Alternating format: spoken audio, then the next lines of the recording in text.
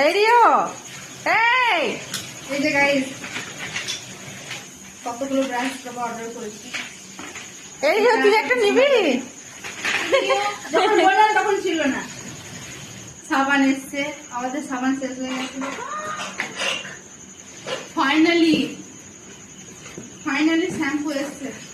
এই যে guys lotion, যেটা ছাড়া আমি এক পাও চলতে পারি না। দেন শ্যাম্পু এসছে, নারকোল তেলটাও এসছে। আর এটা ফাটাতে কার কার ভালো লেগে অবশ্যই কমেন্টে জানিও। তারপরে খুব মিস করছিলাম। লোশনটা দেখো, আর্টিস্টি পরে একটু মাখছি, কিন্তু লোশনে না মাখলে হয়।